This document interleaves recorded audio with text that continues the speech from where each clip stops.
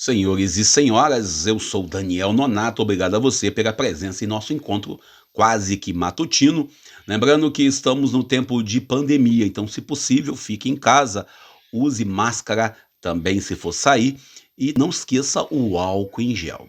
E ainda recordando que estamos há 7 meses desempregados. Infelizmente, já vamos para o 8º mês e infelizmente a gente já está aí tendo uma coleção de nãos, né? O seu currículo não serve, o seu perfil não serve. E ainda escuto da boca de uns e outros que eu merecia o desemprego aqui, bem feito e etc e tal. E sem contar a outras coisas que eu não vou entrar no vídeo para evitar processos judiciais. Melhor, não sofrer nenhuma demanda judicial por causa de alguma coisa que eu possa falar aqui. Mas, olhando ainda para a realidade, vamos nós nesse dia, sexta-feira. Mas eu queria falar para o depoente, eu não posso perder essa oportunidade. Porque, senhor Otávio, dinheiro não compra dignidade. Dinheiro não compra caráter. Cursos não compra humildade, compaixão, caridade. Dinheiro, eu sempre pergunto, qual o tipo de imagem que eu vou deixar para os meus filhos? E eu queria que o depoente prestasse um pouco de atenção, por gentileza, porque eu tenho todo respeito ao senhor, porque aprendi pelos meus pais, que eram motoristas de ônibus, que minha mãe é analfabeta, que a gente tem que respeitar as pessoas. Eu aprendi, senhor Otávio, que a orientação sexual não define o caráter, que a cor da pele não define o caráter, que o poder aquisitivo não define o caráter. Eu aprendi isso. Assim como Martin Luther King teve um sonho, eu também tenho um sonho. Eu sonho um dia em que eu não vou ser julgado por minha orientação sexual. Eu sonho um dia em que meus filhos não serão julgados por serem negros. Eu sonho um dia em que minha irmã não vai ser julgada por ser mulher e que meu pai não será julgado por ser idoso. Esse dia ainda não chegou, porque o senhor é o típico da pessoa que retrata muito bem esse presidente da República, que fala na família tradicional, mas a minha família não é pior do que a sua. Que fala em Deus acima de todos. Deus está no meio de nós. Deus está no meio de nós.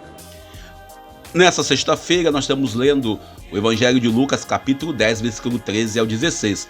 Na terça-feira lemos Lucas 9, 51 ao 56. E na quarta-feira nós lemos aí o Evangelho de João, quando celebramos aí os arcanjos Gabriel, Rafael e Miguel. E Lucas 10, 12 foi ontem quando Jesus enviou os 72, na verdade. Jesus na terça decidiu ir para Jerusalém e na quinta-feira ontem ele enviou os 72 anciãos, 72 discípulos para a missão. E hoje nós lemos Lucas capítulo 10, versículo 13 ao 16. Ainda olhando aí para a CPI do Senado, a gente vai olhar para a realidade, a gente combinou aquilo, né? Primeiro você olha para a realidade. Estamos aí com a CPI há 5 meses investigando a compra de vacina, etc e tal. Há quem diga que não houve nenhum tipo de corrupção no governo Bolsonaro. Bom, se não é corrupção, o que é então o Ministério da Saúde? Aquela tal compra de vacina, aquela tal adquirindo isso, adquirindo aquilo. E sem contar a divulgação de fake news da parte do próprio presidente. O presidente ainda não foi inquirido porque, infelizmente, nós temos uma Câmara vendida, temos um Senado também negociado. Então, infelizmente, aí nós temos um governo que está aí com apoio total ou parcial, 51%, dos senadores e dos deputados federais. Infelizmente, é uma verdade, não tem como negar, por muito menos caçaram Collor e por muito menos caçaram a Dilma. Agora, o Bolsonaro, ele vive aí surfando na onda da aceitação que ele tem lá na Câmara. Ainda olhando muito triste para a CPI ontem, como vocês viram no vídeo aí, o senador Cantarato, lá do Espírito Santo, fez um desabafo, fez uma fala, e ele, sendo homossexual, sendo um homem que tem posições étnicas, um homem com posições firmes, merece meu respeito, merece a minha consideração, independente da sua sexualidade. O que ele destacou no vídeo que nós vimos na abertura do nosso canal aqui hoje é algo que nós temos que ver. Infelizmente, nós queremos muitas das vezes colocar que a pessoa é boa ou ruim devido à sua opção sexual ou devido à sua cor de pele ou sua religião. Geralmente, quando eu converso com algumas pessoas e falo, fulano é de tal religião, não serve, ou é estranho isso. A gente tem um rótulo de cristão, pronto, já é sinal, inclusive nas eleições, é sinal para poder você ser considerado um bom cidadão. Ainda olhando para a CPI do Senado, se percebe que já é algo cansativo. O Aziz, com aquelas frases de efeito, né? Chapéu de mentiroso é marreta, tem uma frase assim que ele falou, sempre citando o meu estado do Amazonas. Também olhando ainda por Renan Calheiros, o Raposa Velha do Senado, ele que tem uma experiência muito grande, percebe claramente que Renan também já está ficando cansado.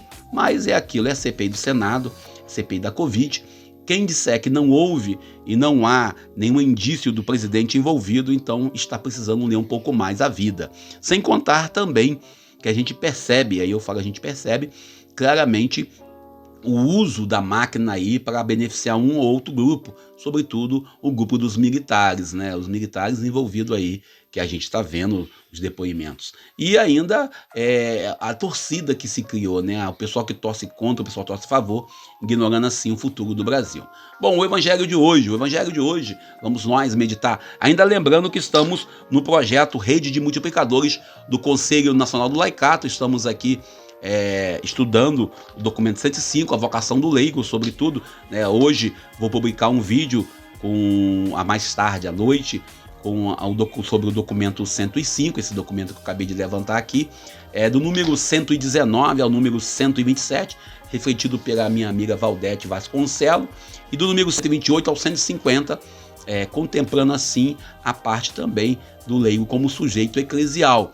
E quem fará essa reflexão será eu, já está gravado, então depois, mais tarde, será a estreia desse vídeo. E o evangelho de hoje, Lucas capítulo 10, versículos 13 ao 16. Como eu disse na abertura, lemos ontem Lucas 10, 1 a 12, quando Jesus envia os 72, e sem contar que lemos nessa semana, né, ao longo da semana, Lucas 9, 51 ao 56, quando Jesus decide ir a Jerusalém. E sabemos que Jesus irá ter uma morte de profeta em Jerusalém. Com os 72 enviados, Jesus fala duramente contra essa cidade. Depois que os discípulos voltam, Jesus traz para a gente a crítica à cidade de Corazim, Betsaida e Cafarnaum. Jesus quer dizer o quê?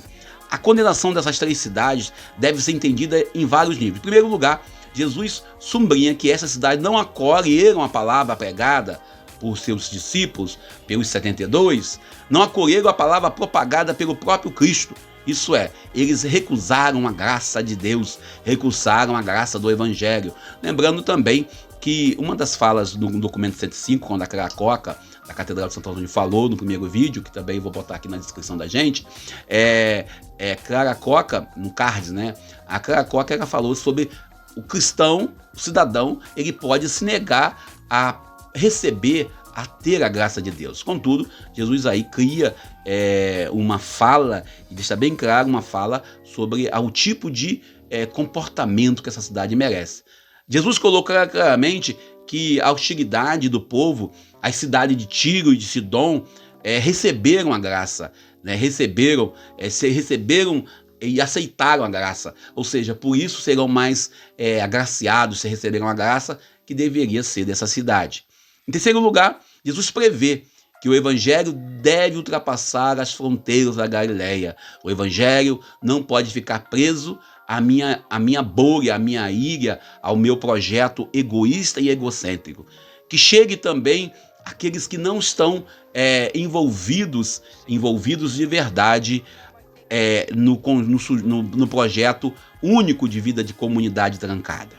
E Jesus deixa claramente aí, nesse mês de outubro, mês missionário para a Igreja Católica, nós devemos levar a pregação a todos os espaços.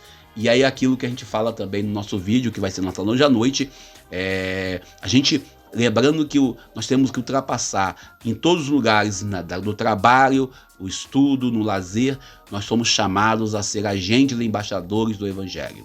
O evangelho de hoje é um aviso àqueles que excluem-se da graça de Deus. O evangelho de Lucas 10, 13 a 16, o evangelho de hoje. Aqueles que fogem, aqueles que vivem a hipocrisia religiosa, a hipocrisia que diz, já estamos salvos, já sou cristão. É muito comum alguns evangélicos, sobretudo de igreja nova, né? Não os históricos, mas sim aqueles que estão na igreja nova, dizia assim, não, nós já somos salvos, nós já recebemos Jesus. É comum, às vezes, no trabalho, no dia a dia, as pessoas perguntar, você recebeu Jesus? Aí você fala assim, já recebi Jesus já. Então, se você recebeu Jesus, parabéns, você já está salvo. Se você não recebeu Jesus, então você vai ter condenação. Outro dia eu tive num aniversário, alguém colocou isso, que receber Jesus é muito importante, etc e tal. E aí eu falei assim, tudo bem, já estou recebendo Jesus todos os dias, na Eucaristia, na minha vida cotidiana. A gente ainda olha, Jesus deixando bem claro, quem ouve a mim, ouve a vocês. Ou seja, a gente temos e devemos sim levar este evangelho de boa nova, esse evangelho de salvação para todos os lugares, para todos os projetos, para todos os espaços necessários em nossa vida cotidiana. Este evangelho, ele traz para a gente claramente uma crítica à hipocrisia social daquele contexto histórico, onde as pessoas já se achavam salvas. Jesus ainda traz para nós uma missão, que ai de vós que mata os profetas, é um outro ai que ele coloca em um outro contexto evangélico. Ai de nós que somos pecadores, ai de nós, povo de Deus. A hipocrisia, a resistência sublinhada por eles, traz para nós uma certeza, que nós ainda somos culpados por muitas coisas que acontecem na sociedade. Somos o país com o maior número de cristãos batizados. Somos o país com o maior número de cristãos. E, contudo, temos talvez o povo com a política... talvez, calma aí, não briguem comigo não. Talvez o povo com a política mais suja e mais incoerente do mundo. O interessante é que Jesus diz bem claramente, quem vos rejeita, rejeita a mim. Então, e ainda rejeitando Jesus, nós rejeitamos quem o enviou, quem o trouxe para nosso meio, quem esteve em nosso caminho, quem está conosco, quem está sempre conosco. Nós somos o povo de Deus, o povo teimoso, o povo que às vezes quer porque quer fazer a nossa vontade. A igreja precisa também olhar se está se fechando a graça de Deus, se fechando numa leitura histórica, radical, dizendo nós temos toda a graça, quando na verdade a graça de Deus, já dizia Paulo VI, não é propriedade de um grupo religioso. Reconhecer que somos pecadores, manter a atitude de contínua penitência, meditação, contemplação, reconhecer que erramos. Ontem, um amigo me parou e falou assim, você vai votar em quem para presidente? Aí eu falei, meu candidato, e falei, Bolsonaro jamais. Aí eu votei no Bolsonaro, Como me arrependo? Eu falei, agora só lhe cabe a penitência da reparação. Talvez a gente, quando fala em penitência, e a penitência a gente sempre pensa hoje, sobretudo na igreja romana, que a gente, quando fala em penitência, pensa sempre naquela penitência que o padre dá, né? A penitência que o padre passa. Reza lá o Pai Nosso, reza lá a Ave Maria, reza lá o Creio em Deus Pai, reza... Não, isso não é penitência, isso é direito e dever do cristão. Penitência talvez nós, como cristãos, mortificarmos nosso corpo com jejum, talvez, como cristãos, caminharmos mais no sentido de reparação, socorrendo, atendendo, passando pelo projeto da caridade. O duro aviso que Jesus dá a essas cidades, e hoje ainda dá à igreja, ainda dá à comunidade, esse aviso, quando ele fala de Corazim, quando ele fala de Betsaida, quando ele fala dessas cidades, talvez se nós trocarmos pelo nome de nossas igrejas, dos nossos grupos pastorais, ai de ti, movimento X ou Y, ai de ti, pastoral Y, ai de ti, igreja tal, eu não vou dizer nome até para evitar que me processem. que talvez muitos pastores, muitos bispos, muitos padres, muitos religiosos, muitos leigos se recusam a se dobrar à vontade de Deus. A gente, quando fala de Deus, Jesus de Nazaré, a gente sempre, ou quando é ligado à teologia da libertação, entra para o campo da sociologia, entra para o campo da ideia do combate, da guerra, e esquecemos, às vezes, de olhar que nosso Deus é um Deus do sobrenatural. E quando estamos no campo de uma teologia mais espiritualizada, a gente fica olhando muito para o céu, esquecemos de olhar para a realidade humana. Ou seja, a gente vai muito para o campo X e esquece do campo Y, quando, na verdade, aquilo que o Dom Luciano Bergamin falava nas conversas que nós tínhamos, que é necessário encontrar o equilíbrio. O duro aviso que Jesus dá às cidades ribeirinhas, o Lago de Genezaré, também dirige a cada um de nós que lermos e que meditamos a palavra de Deus, que nós que estamos aqui, particularmente, ouvindo o Evangelho. Todos nós, eu e você, nós recorremos e deixamos o risco de perder a graça e endurecer nossos corações com práticas vazias, ritualistas de fé. Nós, às vezes, fechamos nosso coração à palavra. Hoje eu estava pela manhã, pela madrugada, lendo o evangelho dessa data, e a gente lia e fala, meu Deus, já li esse evangelho ano passado. Mas vamos ler de novo. E às vezes perdemos a intimidade com Deus, perdemos a intimidade com Jesus. A gente olha ainda na liturgia proposta pela Igreja Católica, não citei aqui no nosso texto, o texto de Baruque, quando Baruque, após a grande celebração que Esdras faz, Baruque é um livro deuterocanônico, que alguns evangélicos dizem que é um livro apócrifo, Baruque traz para nós, depois da grande celebração de Esdras, a necessidade de reconhecer a nossa falha e fazermos a penitência. Mas nós não podemos nunca pensar que não somos pecadores, que não precisamos de conversão, que não precisamos mudar de vida. O cristão, sobretudo aqueles que caminham próximo ao altar, próximo ao púlpito, sobretudo aqueles que exercem cargo de liderança, nós devemos ser aqueles que sempre estamos indo de encontro ao Cordeiro de Deus. E aqui vale a máxima de São João, quando aponta, lá no capítulo 1 de São João Evangelista, capítulo 1, versículo 29, quando João Batista aponta para Jesus, eis o Cordeiro de Deus que tira o pecado do mundo. Muitas das vezes os líderes religiosos, muitas das vezes nós, nas nossas comunidades, queremos ser nós os carregadores, queremos ser nós os salvadores. Há que tomar em nossas vidas uma consciência que nós apenas somos ovelhas nesse rebanho, somos apenas parte de um povo, não os donos do povo. Muitas das vezes, pastores, bispos, padres, líderes religiosos, sobretudo igrejas que são históricas, que têm líderes religiosos que acham que sabem mais, que são donos da verdade, que tem toda a resposta, que fala que ele tem a justiça na mão, mas na hora de aplicá-la costuma cometer as maiores injustiças. Os pobres, os oprimidos, aqueles que são excluídos ainda são e serão sempre os preferidos de Javé, de Jeová, Adonai, Elohim, como quiser. E é isso que Jesus vem trazendo para a gente hoje. Por isso hoje Jesus critica claramente essa religiosidade apenas da aparência.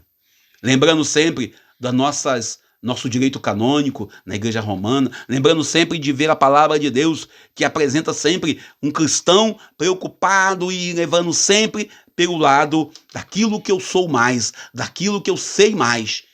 E quando, na verdade, nós cristãos devemos estar sempre na escola de Jesus. Por isso, ontem, Jesus, quando enviou os 72, lá em Lucas 10, 1 a 12, Jesus, quando enviou, ele sabia o que estava enviando. Escutemos de verdade o Evangelho, que lembrando sempre que nossos pecados, sejam eles morais ou sociais, não nos afaste da graça de Deus. Somos participantes de uma graça redentora, somos participantes unidos a Cristo, presente na vida do povo excluído. Nós somos chamados nesse tempo de pandemia a ser solidários, somos chamados nesse tempo de pandemia a ser fraternos. Paro por aqui contando a história de uma pessoa, não vou referar o nome por questão de ética, que diz que ia para a igreja nesses dias e encontrou uma mãe com 3 crianças, uma no colo e 2 puxando pela mão, e aí ela pediu para essa senhora, falou assim: eu não quero que a senhora me dê dinheiro, eu queria que a senhora me desse pelo menos 1 quilo de alimento, porque o alimento que falta para os meus filhos. Aquela mãe com a criança no peito, ainda dando de mamar, com outra de 4, outra de 6 anos. Essa mãe que fala: não me dê dinheiro, eu quero comida. É um retrato do Brasil que nós não queremos enxergar, que nossos egoísmos se negam a ver que uma política econômica cruel e desumana nos levou. E essa pessoa, chegando na igreja, na comunidade, próxima à comunidade, procura alguém, consegue uma cesta de doação, pede para colocar uns biscoitos também, e ela fala para... Aí vai até a senhora e leva a cesta de compras e fala: olha, minha senhora, eu trouxe para a senhora, não é muito, mas o que eu tenho, nós temos aqui hoje. E falou baixinho para essa senhora no ouvido: tem um biscoito aí para as crianças. O menor de 4 anos, escutando e ouvindo que tinha o biscoito, gritou logo: sério, tia, não brinca, hoje tem biscoito? O biscoito. Talvez nós queramos limitar a vontade, queremos limitar o sonho de alguém.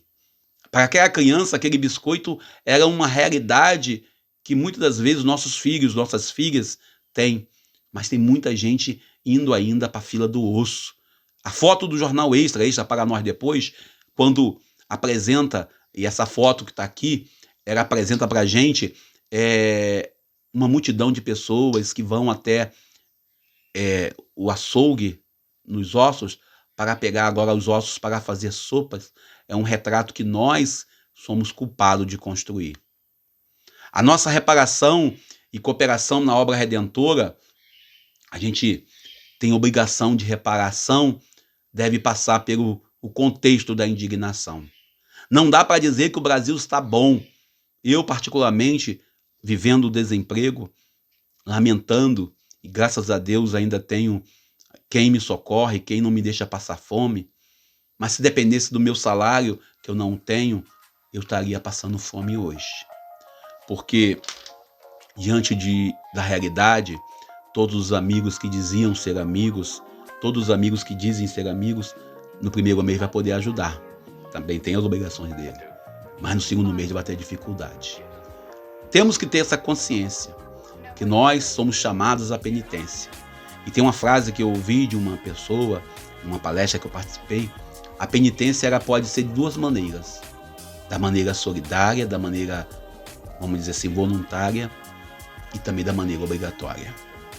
Nós, brasileiros, vivemos a penitência de maneira obrigatória. Nós, eu particularmente, a penitência do desemprego. Mas nada pode me desanimar e me afastar. Caminhar no amor, segundo o exemplo de Cristo, que ama, não amou, o texto fala amou, que nos ama e se entrega por nós a Deus, como oferenda e sacrifício de agradável odor. Lá em Efésios 5:2. A criação inteira clama Abá, Pai. A criação inteira grita ao Deus de amor, que nós possamos todos os dias apresentar ao nosso Deus essa proposta de amor. Implicados pelo pecados, mas também implicados pela participação na graça redentora. E aquilo que a gente fala, Romanos 5:21, a gente fala claramente aí, aonde abundou o pecado, hoje abunda a graça. Alguns amigos não gostam quando eu falo assim, mas fiquemos aí com Deus. Lembrando que hoje, sexta-feira, aproveite o final de semana, iniciamos o mês de outubro, falta apenas 90 dias para acabar o ano, e vamos nós celebrando a graça da vida. E lembrando que estamos no Tríduo de São Francisco, paróquia São Francisco aqui de Queimados, lá também de Comendador Soares, na Diocese de Nova Iguaçu, sem esquecer as diversas comunidades aqui da região, da Baixada Fluminense, que tem o nome aí do grande São Francisco de Assis, patrono da ecologia. Obrigado a você pelo carinho, lembrando que estamos desempregados. Quem puder, nos ajude aí, indicando um emprego. Estou mandando currículo. Estou colecionando nãos. Eu já tive mais 2 essa semana, mas faz parte. Um dia tem sim. A gente vai desistir por quê? Então agradecemos aí vocês pelo carinho, pela presença. Se for sair, não esqueça de usar máscara, mesmo vacinado. Mesmo vacinado, cuidado tem que ser dobrado. Deus nos abençoe e nos ajude. Obrigado a você pelo carinho. Bom dia, ou melhor, boa tarde ou boa noite. Você que está aí nos assistindo em vários horários. Alguém me falou, dá bom dia. Eu estou vendo seu vídeo à noite. Tá bom, então boa noite para você que vê o vídeo à noite. Bom dia para você que vê o vídeo de dia. Boa tarde para quem vê o vídeo de tarde. E seja feliz. Final de semana chegando. Eu sou Daniel Nonato. No more secrets.